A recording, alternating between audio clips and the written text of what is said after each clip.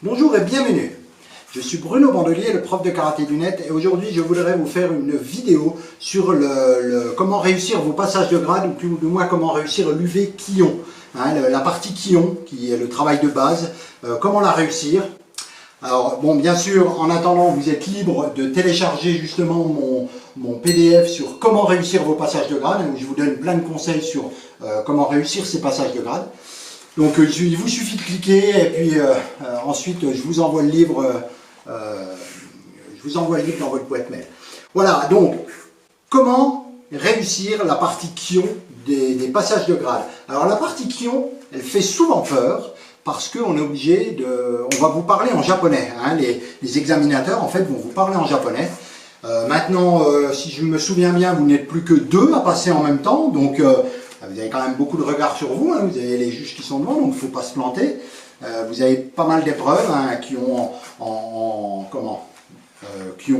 sur 3 pas, hein, qui ont en cercle, enfin en rotation, qui ont avec un partenaire, qui ont avec cible. Donc tout ça, bon, je ne vais pas le détailler ici, hein, tout ça je le redétaillerai à la limite dans d'autres vidéos, mais ce qu'il faut que vous sachiez, c'est la première chose que vous devez déjà faire, c'est aller sur le site de votre fédération. Bon, pour nous c'est la fédération française, mais si vous êtes dans un autre pays, voilà, vous allez sur le site et vous téléchargez le règlement pour savoir ce que vous devez faire. D'accord? Donc il y a, ok, faut connaître les termes japonais, mais il faut déjà savoir ce qu'il y a dans le programme. C'est très important, c'est pas admissible, c'est pas normal que des gens se présentent au passage de grade et ne savent même pas ce qu'il y a à faire. Hein.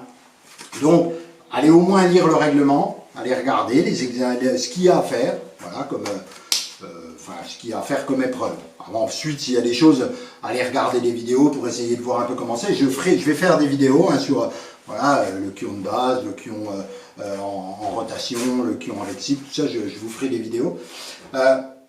Ce que je voulais vous dire, c'est par rapport au Kion de base, où il faut parler japonais, hein, il faut que vous sachiez le japonais, il ne faut pas vous inquiéter avec ça.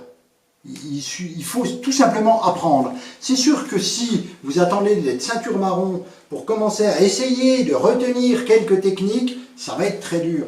N'attendez pas, faites dès maintenant. Puis si vous êtes déjà ceinture marron, voilà, commencez déjà à retenir, à apprendre, à retenir. Beaucoup en fait, voilà, ils connaissent mais ils ne retiennent pas par cœur. Alors je vais vous expliquer, je vais vous donner une technique pour retenir vos mots japonais. Donc, bon, déjà, allez télécharger mon lexique. Hein, j'avais fait une vidéo et puis je vous avais mis un lexique en PDF. Donc, allez le télécharger et puis apprenez-le. Mais surtout, ce qui est important, c'est que quand vous l'apprenez, vous pouvez le écrire. Hein, dès que vous écrivez, automatiquement, vous allez retenir beaucoup plus. Mais surtout, c'est ressentir. C'est-à-dire que si je vous dis Geden Barai, il ne faut pas juste que vous regardiez Geden Barai et que vous reteniez blocage vers le bas. C'est pas ça qui est important. C'est que Geden Barai, quand je vous dis Geden Barai, vous devez ressentir ça.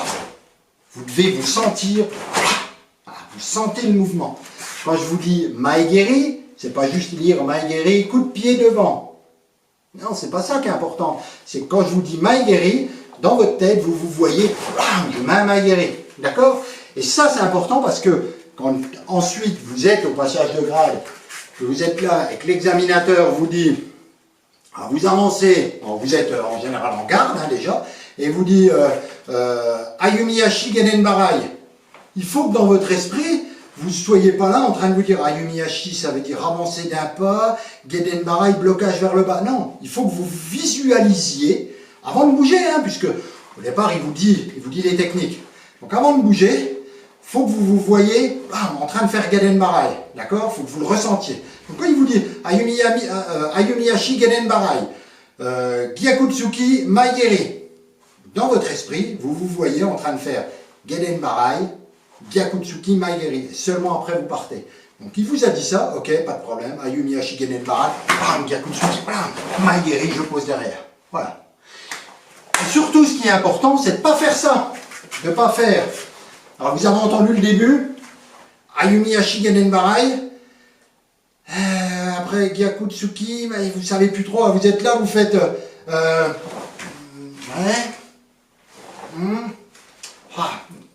non, c'est pas ça, hein. Surtout, il ne faut pas hésiter. Si vous dites par exemple, vous entendez, je vais vous donner un exemple, vous entendez Ayumi Ashigeden Barai, Gyakutsuki Maigeri. Et en fait, l'examinateur, au lieu de dire Gyakutsuki, il n'a pas dit ça, il a dit Oitsuki. Vous n'avez pas fait attention sur le coup, vous vous trompez.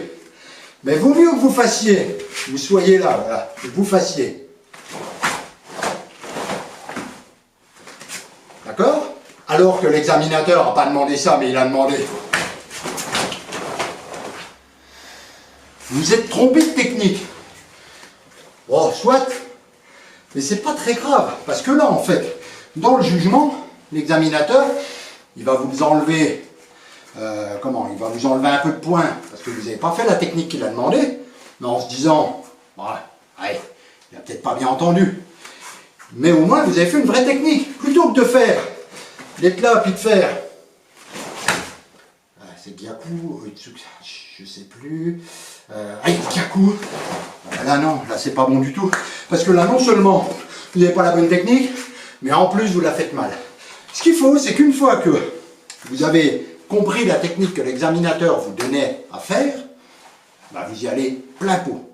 Vous ne posez plus de questions, vous y allez plein pot. Vous avez décidé que c'était ça, vous n'occupez pas dessus d'à côté s'il ne fait pas exactement pareil.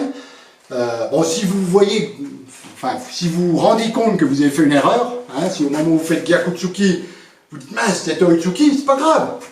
Le coup d'après, puisque vous allez la refaire 2-3 fois, vous vous corrigez, d'accord? Mais si vous ne voyez pas d'erreur, si vous ne vous rappelez pas, vous continuez à faire ce que vous avez commencé à faire, d'accord? Pour que votre technique, vous montriez le karaté que vous savez faire, d'accord? Pas grave si vous avez fait une erreur, enfin pas grave, si vous le faites à chaque coup, c'est sûr que ça ne va pas être trop bon, mais ça peut arriver de vous tromper. Ce qui n'est pas normal, c'est qu'un ceinture noire, quelqu'un qui vient prétendre au premier dan, fasse des choses comme ça. Après c'est Maigeri. Voilà, non, là vous avez tout faux. D'accord? 3 pas, c'est vraiment simple. Oh.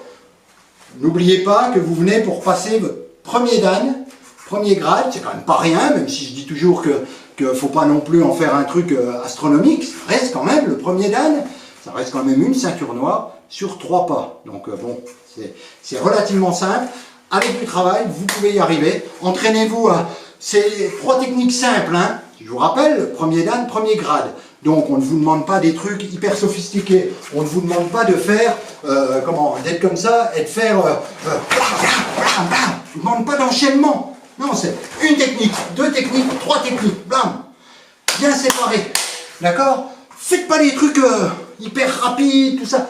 Non, ce que les examinateurs veulent, c'est que chacune des techniques, voilà, il y a le kiné, il y a le sanshin, il y a tout dedans, on sent que si on l'apprend, on sent voilà, ça fait mal, d'accord? C'est ça qu'il faut bien comprendre. Donc, n'essayez pas d'en faire plus, bon, je vous le redirai, vous verrez sur le livre sur les conseils des passages de grade, je vous dis, n'essayez pas d'en faire plus que ce que vous savez faire.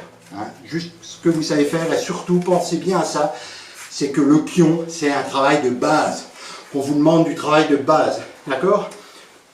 Donc, travail de base, pas bien compliqué, ne cherchez pas à en faire plus. Alors donc, je vous ai dit, pour apprendre, ressentez-les, c'est-à-dire que vous prenez le livre, vous prenez Maigeri, vous ressentez faire un Maigeri, mais ne le faites pas qu'une fois. Tous les jours, vous apprenez votre lexique tous les jours, et vous ressentez. Ça fait qu'après, quand vous arrivez à l'examen, et que l'examinateur vous dit Maigeri, vous sentez que vous mettez un Maigeri, d'accord? Et vous voyez mettre un Maigeri.